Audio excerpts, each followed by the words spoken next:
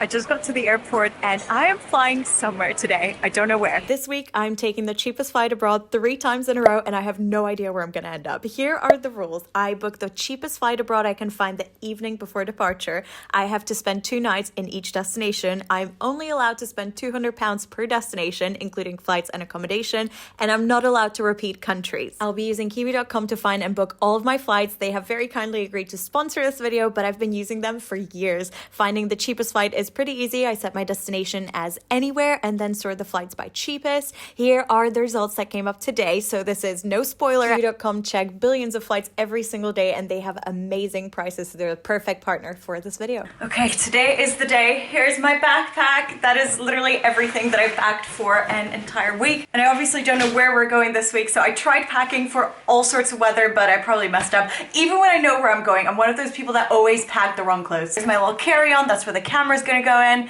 And we're gonna go catch a train to the airport. For this first destination, I've decided not to tell you where I'm flying until we're at the airport. Instead, I'm gonna do it as a little quiz. See if you can guess it by the time we get to the airport. Let me know in a comment below if you got it right. I found a flight here on Kiwi.com for £12.99. The country has 4 Nobel Prize winners in literature. It has the most Eurovision winners, and it's the only country in the world with a musical instrument as its national symbol. All right, I've made it to the airport, and the quiz is now over. I'm about to give you the answer. First, I gotta post my stories because I'm gonna be doing a lot of polls over on my Instagram, which you can find right here. And the answer is Dublin. Made it to Dublin. Well, the weather has taken a turn, hence the hat. As you know, I only have 2 nights here in Dublin, but luckily I am well trained in all things rain after 10 years in the UK. So we're gonna go explore. All right, I've made it to the hostel. It's been a while since I stayed in the dorm. There was no one here when I arrived, but I think all the beds are taken. So this is a female 6 bed. I've unpacked some of my things over here just so I can easily access them when I get back in the evening. And now I'm gonna head straight back out. By the way, this is what I call my Michael Moore outfit, and I hope you like it because I don't really have anything else with me. So we're gonna be seeing this the entire week. Look, it's sunny again. The weather's very confused. To make the trip more interesting, you already know that I've got a budget of £200 per destination, including flights. And I have also planned a set of 4 challenges that I will have to complete in every place. Eat a local dish, have a traditional dessert, buy a book by a local author, and learn about an interesting woman from the country's history. So let's go tick off the first one.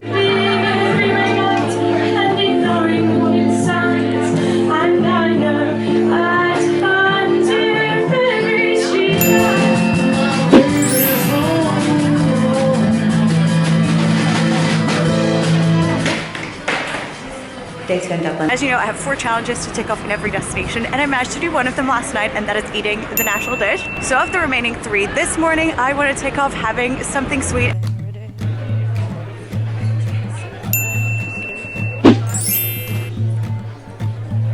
And then for my next activity, I put up a poll on Instagram, and it was either taking a stroll in the rain or going to Trinity College. And luckily you guys voted Trinity College because it's not raining anymore, so I literally couldn't do it. And here's the entrance. I'm having a budget traveler dilemma. I'm inside Trinity College. It's really beautiful. It's got these huge grounds. There are loads of people walking around, about 95% of whom seem to be tourists. It is really, really beautiful.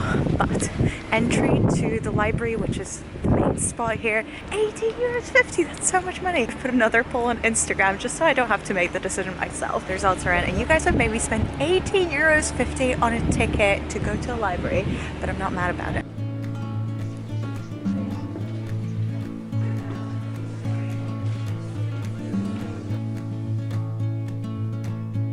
If you would like to save money, one of my followers sent me a cool little hack. The students here are allowed to take up to 3 people. If you manage to befriend a student, you go for free. Speaking of free, I just found this gallery. I'm just gonna go have a look. I'm gonna put up another poll, and I'm either gonna go to a bookshop or I'm gonna go grab some food.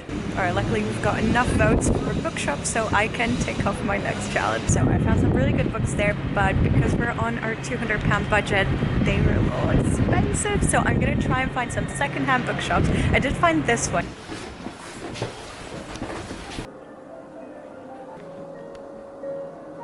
Okay, this is actually incredible. Not only was the bookshop amazing, as you saw, I got this for €2. It's Irish writer. I don't really know anything about him, and the reviews on Goodreads were mixed. But you know what? Sometimes I like that because it feels like a challenge.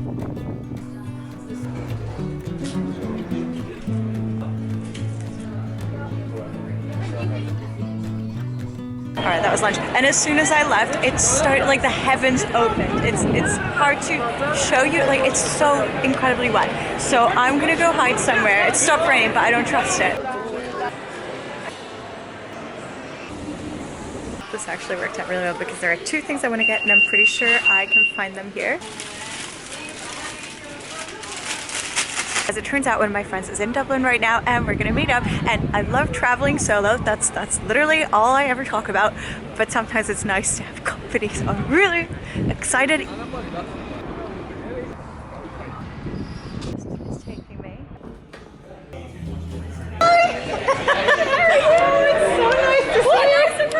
This is Jess. Hello. Cheers. Cheers. Lancia. Lancia. So we've left the pub and I'm about to drop off Jess for her bus back home. And I've got the Kiwi app here and I've typed in Dublin to Europe, tomorrow's date. Ooh. I'm gonna hand it over to Jess. She's gonna search. Oh my god, I'm scared. I think it's already searched, so it's my cheapest, no? It probably is. Okay. It can't be somewhere you've been before. And it can be the UK and it can be Ireland. Okay. Jess, where am I going? You are going to Versailles in France. So excited! There we go. There we go. I'm not leaving till like 7 p.m. tomorrow. Apple Pay, nice and easy. Okay, Jess is on that bus and I am going to Marseille, but I'm not going till 7 p.m. tomorrow.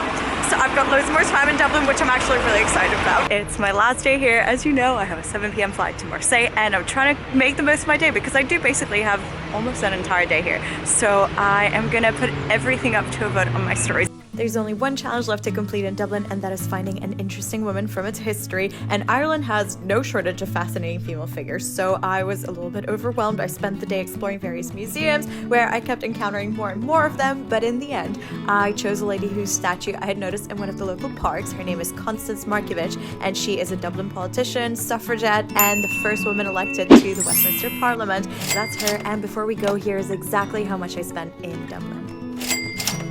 I was gonna walk, but I'm gonna get an Uber from the station because I'm not loving the vibe. Good morning from Marseille. It's currently 12 p.m. and I'm still in my Airbnb, partly because I'm tired, but partly because I've been feeling a bit anxious today. As a solo traveler, I'm pretty sure a lot of us will relate to this. Sometimes you just don't feel like going out there and like having that level of energy that is required when you're traveling solo, but I am making myself. I've got 4 challenges to complete while I'm in Marseille, and I am really excited to see the city. So yeah, I got out about 2 minutes ago, and almost immediately this man came up to me and he said, "Are you lost?" And I said, I don't think so. I mean, I'm not going anywhere. I'm just walking around. All of this happened in French, by the way. And je parle français, mais un petit peu. Anyway, he said down the road that I was walking on, he was like, the only thing that's on that road is my house. But in a friendly way, like he was just laughing. He was like, there's nothing to see. Go the other way. Anyway, you know that France often gets a bad rep. People say that French people are unfriendly. Sometimes in Paris that can happen. But I don't know. Everyone's been really nice to me. I've read that Marseille is the sunniest place in all of France with 300 days of sunshine every year. And look, it's been delivering. I'm very impressed, especially after London and Dublin. I've been walking around for about half an hour, so take this with a grain of salt. But Marseille is incredible, and it's not a place I necessarily would have come to if I wasn't doing this weird challenge. If anyone wanted to chip in, I would like one of these. Just put up my first poll of the day on Instagram, deciding whether I should stick with the city or go to an island nearby. Now, I didn't know this island existed, but yesterday I got very lucky. When I was on the bus from the airport, I sat next to this really nice Danish man who was on holiday here with his wife, and he gave me so many tips, and one of them was this island. I need to do more research on this, but I think it's where the Count of Monte Cristo may have been imprisoned. I'm giving the vote some time to accumulate, and I need to get food because I got up very late, as you know, and I'm very hungry. Let's revise the rules. We need to get something sweet, we need to get a main, we need to get a book, and I need to find a cool woman from history. And I think I'm going to take off none of them with this meal. But Marseille is incredibly diverse. It has a huge Algerian population. There are loads of people from different parts of Africa, North Africa predominantly. There are loads of people from the Middle East, And so we're gonna try one of the local cuisines. The food was amazing, but I feel physically sick. I'm one of those people that hate not finishing their plate. Like, I feel like I'm being rude, which doesn't make sense. You're paying for the money, you're paying for the food. Literally brain fog from how full I am. And I had to put this on because I felt very uncomfortable in my crop top. But we are now walking toward the old port because the people have voted, and the people voted for the island. Thank you so much, Merci. And while we explore the island, let me tell you about my woman of history for this destination, which was a lot harder in Marseille than in Dublin. I've made it to the island, but it's incredibly windy. I'm not sure you can actually hear me. But I found this wonderful painter who was born in Marseille in 1899 into a family of architects, sculptors, and artists. She's not particularly well known, but that is exactly why I wanted to feature her.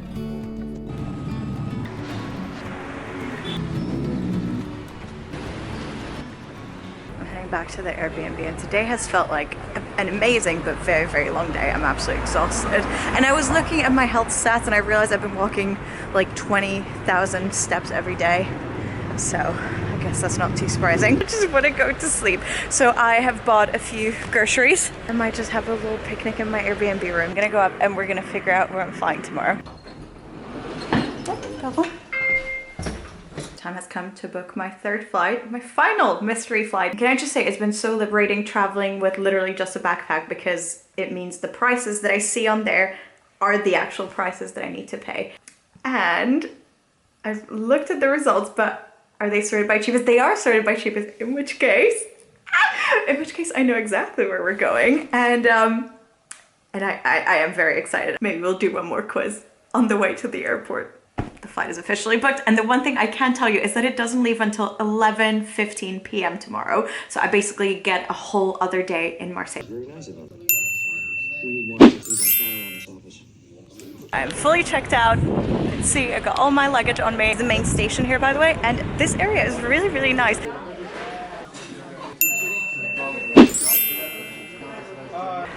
Lunch was really nice, but as per usual, I overate. I think here in Marseille the portions are really big, or I've been getting lucky with the restaurants I was choosing. I don't know what it is, but every time I leave a restaurant, I feel completely stuffed.